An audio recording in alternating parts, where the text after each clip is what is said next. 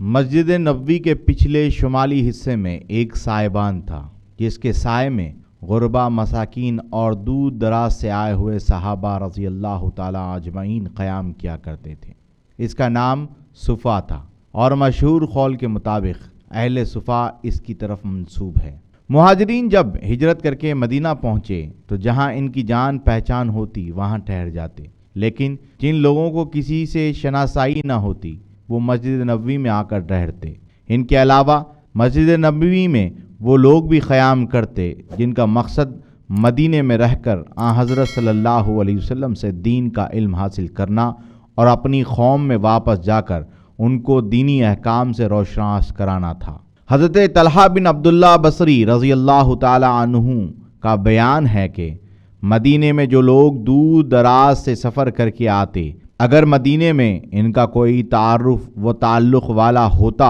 تو اسی کے یہاں قیام کرتے، ورنہ ان کی قیام گاہ مسجد نبوی کا صفا ہوتا۔ میں جب مدینہ پہنچا تو میں نے بھی اسی صفا میں قیام کیا۔ وہاں دو اشخاص سے میرا خاص تعلق ہو گیا۔ ہمیں روزانہ رسول اللہ صلی اللہ علیہ وسلم کی طرف سے ایک مد یعنی کہ کھجور ملتی تھی۔ بعض معاصر مورخین کی رائے ہے کہ آج جس جگہ پر خدمت گاروں کا چبوترا ہے وہیں پر پہلے صفا واقع تھی، جبکہ مقدمین کی رائے کے مطابق صفا اس چبوترے کے جنوب مغرب میں تھا اور یہی صحیح ہے۔ جیسا کہ قاضی ایاز رحمۃ اللہ علیہ فرماتے ہیں، جب قبلہ بیت المقدس سے بدل کر خانہ کعبہ کو بنایا گیا تو رسول اللہ صلی اللہ علیہ وسلم کے حکم کے مطابق شمالی دیوار پر ایک چھت ڈال دی گئی۔ اس چھت دار حصے کو صفا کہا جاتا تھا۔ حافظ ذہبی رحمۃ اللہ علیہ فرماتے ہیں، پہلے قبلہ شمال میں تھا، جب اسے تبدیل کیا گیا تو قبلہ اول کی دیوار باقی رہی اور وہیں صفا والوں کے لیے قیام گاہ قرار پائی۔ حافظ ابن حجر عسقلانی رحمۃ اللہ علیہ فرماتے ہیں، صفا مسجد نبوی کے پچھلے حصے میں اس جگہ کا نام تھا جس کو سایہ دار بنا دیا گیا تھا تاکہ دور دراز سے آنے والے وہ مہمان جن کا مدینے میں کوئی عزیز رشتہ دار یا کوئی اور ٹھکانہ نہ ہو وہ یہاں قیام کرے۔ ان بیانات سے یہ واضح ہوتا ہے کہ صفا نام سے جو جگہ مشہور تھی وہ مسجد کی شمالی حد پر واقع تھی، اور چونکہ یہ صفا تحویل قبلہ کے بعد بنایا گیا تھا اور تحویل قبلہ کا حکم 2 ہجری میں نازل ہوا، اس لیے شمالی دیوار سے مراد عہد نبوی کی توسیع سے پہلے کی شمالی حد ہے اور اس کو صفا کی جائے وقوع سمجھنا چاہیے، کیونکہ مسجد نبوی کی پہلی توسیع 7 ہجری میں ہوئی تھی اور صفا 2 ہجری میں تعمیر ہو چکا تھا۔ اس لیے مسجد کی موجودہ حیت کے اعتبار سے صفا کی جائے وقوع استوانہ عائشہ رضی اللہ تعالیٰ عنہ کے شمال میں 5ویں ستون کے پاس سمجھنا چاہیے، لیکن جن علماء کے نزدیک خدمتگاروں کا چبوترا ہی صفا کی جائے وقوع ہے، ان کی رائے صحیح نہیں ہے، کیونکہ جس جگہ یہ چبوترا آج موجود ہے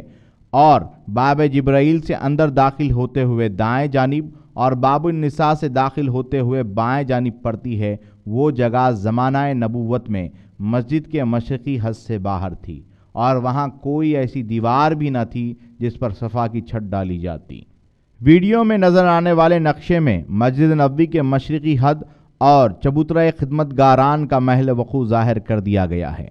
نیز واضح رہے کہ مشرقی سمت میں 51 ہجری تک کوئی توسیع نہیں ہوئی تھی، تاکہ حضرت عمر بن عبدالعزیز رحمۃ اللہ علیہ مدینے کے حاکم مقرر ہوئے اور ان کی سرکردگی میں مسجد نبوی کی چوتھی بار توسیع کی گئی تو پہلی بار ازواج مطہرات کے حجروں کو منہدم کر کے مشرقی حصے کو بھی توسیع کے دائرے میں داخل کیا گیا، اور جب نور الدین زنگی نے مسجد کی خدمت اور روضہ پاک کی نگرانی کے لیے خدمتگاروں کی ایک ٹیم مرتب کی تو مشرق کے اس توسیع شدہ حصے میں ان کے آرام کے خیال سے ایک چبوترا تعمیر کرا دیا، اس لیے اس چبوترے کو صفا کا محل وقوع نہیں سمجھنا چاہیے۔ ساری بحث کا خلاصہ کچھ یوں ہے کہ صفا تحویل قبلہ کے بعد مسجد کے شمالی دیوار پر بنایا گیا اور تحویل قبلہ 2 ہجری میں ہوا۔ اس وقت مسجد کی شمالی دیوار ستون حضرت عائشہ رضی اللہ تعالیٰ عنہ کے شمال میں 5ویں ستون کے قریب تھی۔ مشرق کی طرف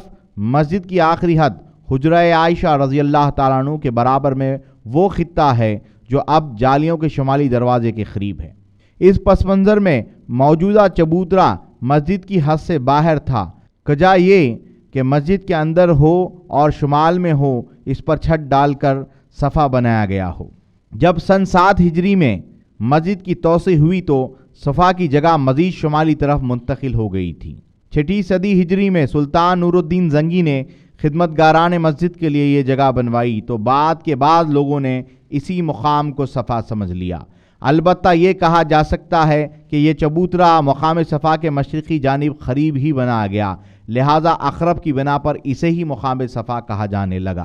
اصحاب صفا کی تعداد۔ روایت سے پتہ چلتا ہے کہ اصحاب صفا کی تعداد عام حالات میں 70 کے آس پاس رہا کرتی، البتہ کبھی کسی رفیق صفا کو سفر پیش آ جاتا یا کوئی اپنا گھر بسا لیتا یا کسی کی زندگی کے دن پورے ہو جاتے اور وہ اللہ کو پیارا ہو جاتا تو یہ تعداد 70 سے کم ہو جاتی، لیکن بعض اوقات نئے مہمانوں کی آمد سے یہ تعداد 70 سے بڑھ جایا کرتی۔ صحیح بخاری شریف کی روایت میں حضرت ابو ہریرہ رضی اللہ تعالیٰ عنہ روایت فرماتے ہیں، میں نے 70 اصحاب صفا کو اس طرح دیکھا ہے کہ ان میں سے کسی کو ایک جبہ بھی نصیب نہیں تھا، بس ایک لنگی یا چادر ہوتی جسے وہ اپنی گردن میں باندھ لیتے، کسی کی چادر ٹخنوں تک پہنچ جاتی تو کسی کی نیم پنڈلی تک رہی رہ جاتی اور اس کو اپنے ہاتھ سے سمیٹے رہتے کہ کہیں سطر نہ کھل جائے۔ حافظ ابن حجر عسقلانی رحمۃ اللہ علیہ فرماتے ہیں، جن لوگوں کو حضرت ابو ہریرہ رضی اللہ تعالیٰ عنہ نے دیکھا تھا وہ ان 70 کے علاوہ تھے جن کو حضور صلی اللہ علیہ وسلم نے